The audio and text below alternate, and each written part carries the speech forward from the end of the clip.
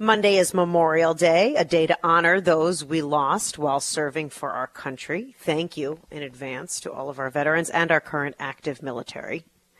So when I heard that every year veterans and active military and spouses and families of military are specifically targeted for scams, I thought, okay, we got to do something about this. We got to find out about this because that is not okay. There is a special place in hell for people who try to scam our war heroes.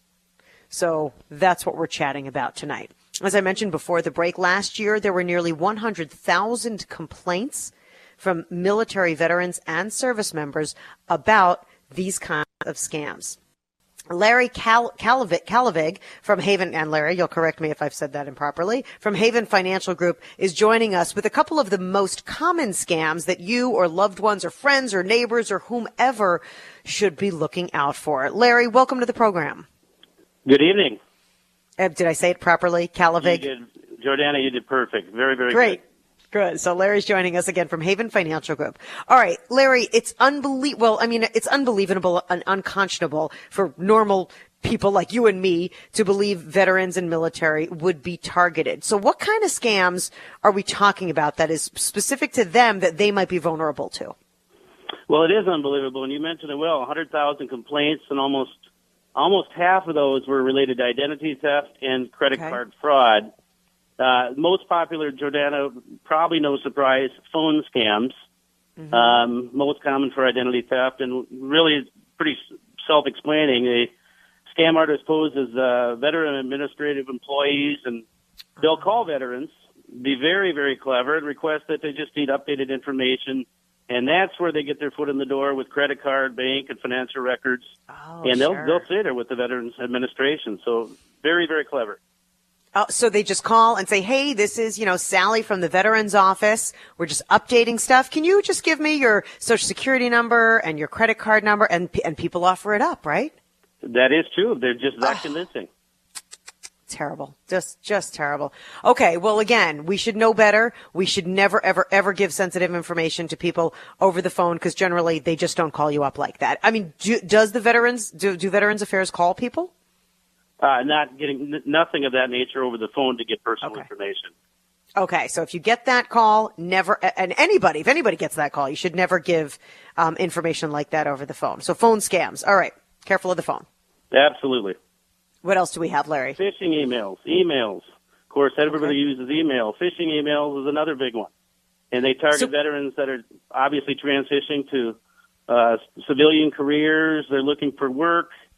Some of these emails, they actually come from a reputable employer. They can make it look so good. In fact, they might even say Department of Veteran Affairs or Veterans Employment Center, and they make it look so legit. And what their point is, what they're looking to do is they say they've reviewed the veteran's resume. They want to set up an online hangout, Yahoo chat, something of that nature, where they can set up an interview, and then they can do their damage by gleaning information again, looking for Social Security numbers, bank account, credit card, that type of information. Okay, but only if they give it. Even if this person does a Google chat with them, they still have to say, okay, here's my Social Security number, that kind of thing. They still have to offer that information, correct. Okay. So even if it's it's generally these phishing scams are people who maybe want to give the veterans a job. Is that it? They're looking for work, and they're preying on the idea that these veterans are looking for work, and they got the answers. That's so awful. But I guess in a job interview, nobody would ever ask you for your Social Security number or your credit card information. They would never ask you for something like that. So if it feels a little weird, it definitely is. That is good. But they utilize the names of various organizations to develop some sort of trust when, quite frankly, you should never give that out on the spot. And this is so terrible because a lot of these veterans could possibly be out of work and they're looking for a job and they want to make a good impression and they want to, do well in the interview. And that means being cooperative and giving information. And these people make me sick. That's so awful. Okay. So again, no information, even if it's during a job interview. That is correct. What's next, Larry? Pension plan. Now this is amazing. Pension plan buyouts. Call it the payday loan. a lot of, again, the latest study that I saw said 55% of veterans are in some sort of financial situation, so there could be some vulnerability. Naturally, vulnerability leads to people taking advantage of, and in these pension plan buyouts, it's a lump sum cash payout. In return, they basically sign over their veterans, disabled veterans benefits or pension payments for a certain amount of time. The problem is these loans, which they are, carry extremely high interest rates, and you add it all together, in some cases, it could be over 100%. No. Yes. That's insane. I would say that's got to be illegal, but it is. They add to it. Oftentimes what they'll do is they'll make the military person, the veteran, buy a life policy and put themselves on as the beneficiary just to make sure that they get all the payments. Oh, my goodness. Okay, so what is the verbiage that we should be looking for? This is your pension buyout plan. So somebody calls you on the phone and says, hey, look, we're going to give you a loan. Give me the verbiage so when people hear it, they know that there's a red flag. Well, what they're going to do is see if cash is important, if they're hurting a little bit, and say, okay, we have the solution for this. We'll give you a lump sum cash payout, and again, that's probably what they need. But all you have to do is just sign it over. There's really not that much to it, and they're preying on the vulnerability of these military and these veterans. Right. So sign your pension over, at least and maybe they say for a limited amount of time, right? That is correct. Okay, so sign your pension over for a limited amount of time, or we'll sell you some kind of life insurance policy?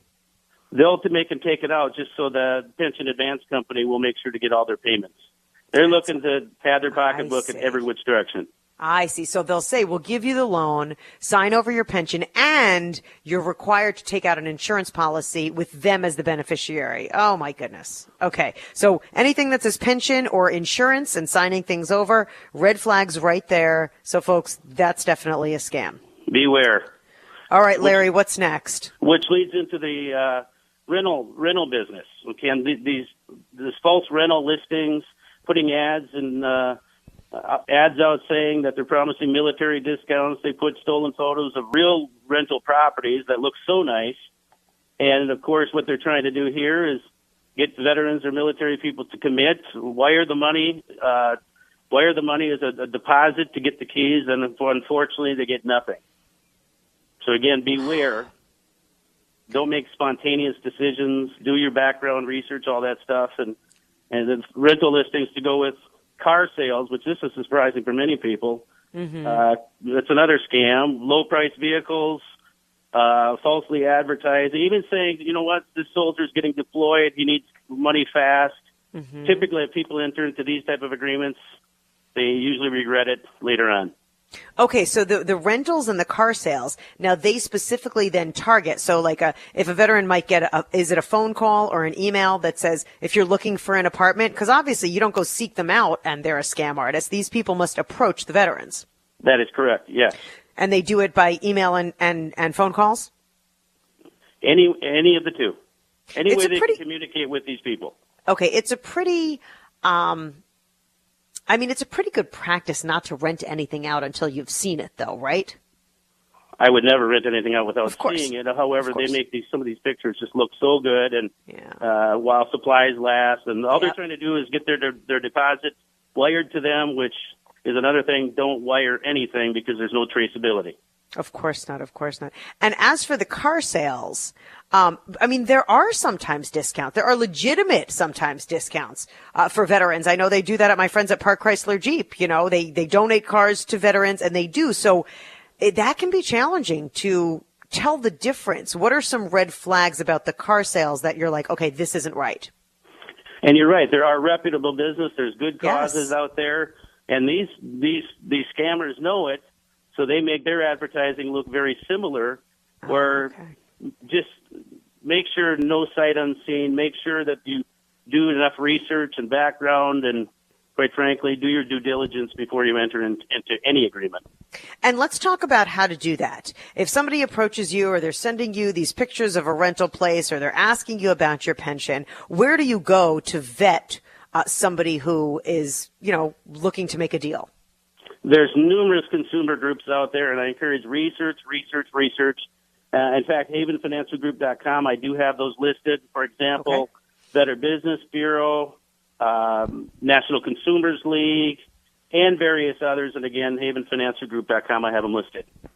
Okay, you have them listed. All right, What else? What if you encounter somebody like this? How do you then help other folks? Let's say you get a call. You're smart. You know it's a scam. What can you do then to take action against these folks? Well, intuition, keep your guard up. I mean, these guys are good. These guys are clever. They know how to build a friendship over the phone. They've obviously practiced these unfortunate personalities that they may have. Don't make any split decisions. And never wire transfer. In fact, Jordana, I was with a client yesterday, and funny that I'm having this conversation, but he had one last week where they represented themselves as the IRS. Oh, gosh. And they said there's some delinquent taxes, this and that, and thankfully he stood his ground, and quite frankly, it was a complete scam. Represent him as an IRS, and he falls right in this guideline here. It's funny because I've gotten that call. I've gotten that call where you pick up and it says you owe money to the IRS, and if you don't pay it by tomorrow, the IRS will sue you. So they want you to call back at some number and talk to them and give the information or wire some money. I've actually gotten that call, and I'm like, okay, this is crazy, but it's such a scary phone call to receive that I called my accountant right away and I said, Frank, come on, tell me that this is all fake, right? And he said, Jor, it's absolutely fake, but I had to double check because those are scary phone calls to get. It gets in the emotions. It certainly does. And I would add one thing too, Jordana. If a military or veteran or somebody is deployed, they should put active duty alert on their credit report to any of the three agencies, and that can help minimize the risk, most definitely. That what happens is it doesn't approve any new credit lines, and it removes their name for 2 years off of any pre-approved credit offers or anything of that nature. Oh, that's good. So if somebody, God forbid, does get their information, maybe from a loved one who's nervous or who got duped, then it doesn't allow the crook to get into their accounts. Lenders have to verify the identity. So, again, it's very, very helpful. I certainly recommend it. Okay, so let's just review. I want to know the takeaways. Buyer beware, always, but you should never, never, never wire transfer money. You should never rent something that you haven't seen, or certainly, I guess, how does the car buying stuff work? You have to see the car, right? Yeah, well, perhaps Carfax, demand some sort of history on the vehicle, something of that nature, so you know where it came from. Demand some sort of history. Okay. And if you do have a question, you can always hang up the phone. Does Veterans Affairs I know they can call you, Larry, but does Veteran Affairs take calls like this? Can you call up Veteran Affairs and say, hey, have you heard of this company? You most definitely can do that. And they'll give you as much information as possible. All right. And there's always the Better Business Bureau. But yeah, I tell you, the wiring the money, a famous prince or, a hard up prince somewhere in Liberia needs your money. These are a little less obvious because they do prey on veterans and they probably are very savvy, but they're still really scary and they could wipe you out. They certainly can. Larry, are there other issues that you've come across with some clients? Maybe we have a minute or two. Could you share a story that someone has come across? Well, the one I mentioned yesterday, that's top of the mind, and thankfully he was witty enough to know that, wow, how could I have delinquent taxes? I just got a tax refund. So be quick on your toes, obviously. Military and seniors, because at Haven Financial Group, we work with 55 and above, so we see these things frequently. Sure. Just don't split decisions. You don't have to make a split decision. If you're going to pay, use a credit card where there's some traceability and so forth. So I hate to say common sense, but again, it comes down to know what you're doing. You know what? I know, and we hate to demean people who do fall for these kind of things because it is scary in the moment, but they do happen. Just keep your wits about you. Larry Kallevig from Haven Financial Group, so grateful that you've joined us tonight and some terrific tips for our veterans and really for everybody. Thanks, Jordana. Happy Memorial Day, and thank you, veterans. Thank you, Larry. Appreciate it. And again, if you have any questions, you can always contact Larry over at Haven Financial Group or the Better Business Bureau. As he said, there are so many resources. Call Veteran Affairs. Call your neighbor. They will tell you that is not a real thing and you should not be wiring anybody money. If a rental looks too good to be true, it probably is. But boy, I know I wrote a whole blog about this, getting sucked into a scam. It was a girlfriend of mine who got talked into $1,400 worth of skincare on the Las Vegas Strip of all things. And she's a smart girl. So I totally understand how this happens. But to prey on our veterans and to use that against them, I mean, that's just unconscionable. As I said, there is a special place in hell for those people. But thanks again, Larry, for the education.